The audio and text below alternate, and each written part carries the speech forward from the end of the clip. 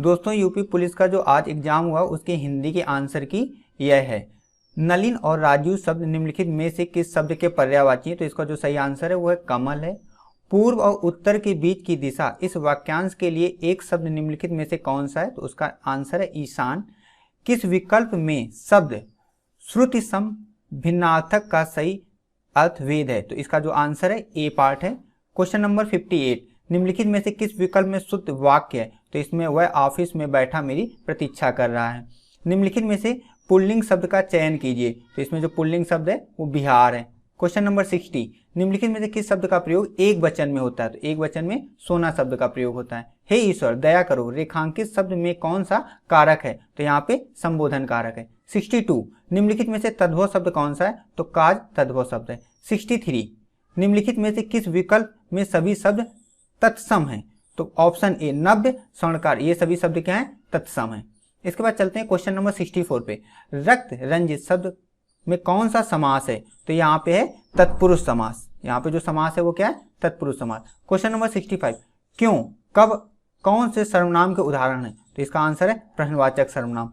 मदिरालय शब्द के संधि विच्छेद का चयन कीजिए। तो इसका ऑप्शन है बी, मदिरा प्लस आलय। क्वेश्चन नंबर 67, अवतरण चिन्ह को और किस नाम से जाना जाता है? तो इसको उदाहरण चिन्ह से जाना जाता है। सत्सई शब्द में किस प्रकार के संज्ञाबोधक विशेषण का प्रयोग होता है? तो इसमें थोड़ा सा कंफ्यूजन है, लेकिन इसका जो आंसर है वो गणनावाचक विशेषण है। राधा ने पायल से चिट्ठी लिखवाई, इस वाक्य में कौन सी क्रिया है? तो प्रेरणार्थक क्रिया है। क्वेश्चन नंबर 70, चिलाहट में कौन सा प्रत्यय है? तो इसमें डी ऑप्शन है, आहट प्रत्यय है।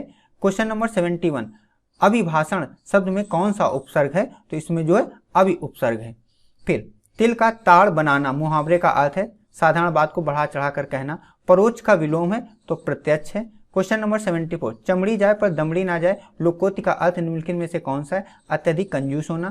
क्वेश्चन नंबर 75, क्रोध किस रस का स्थायी भाव है? तो रोध रस का स्थायी भाव है। सोरठा के द्वितीय और चतुर्थ चरण में कितनी मात्राएं होती हैं? तो इसमें 13 मात्राएं होती हैं। निम्नलिखित में से किस अलंकार में समान धर्म का होना अनिवार्य है? तो इसमें उपमा अलंकार। निम्नलिखित में से भाग शब्द को अनेकार्थी शब्द किस विकल्प में नहीं है? तो इसमें ब्याज में नहीं है। क्वेश्चन नंबर 79, वह बाजार जा चुका है, इस काल का पहचानिए। तो यहाँ पे थोड़ा ऑप्शन को लेकर कंफ्यूजन है, लेकिन यहाँ पे पूर्ण भूतकाल है। क्वेश्चन नंबर 80, राम अभी सोएगा, इस वाक्य में कौन सा वाच्य होगा? तो यहाँ पे भाववाच्य आंसर है इसका।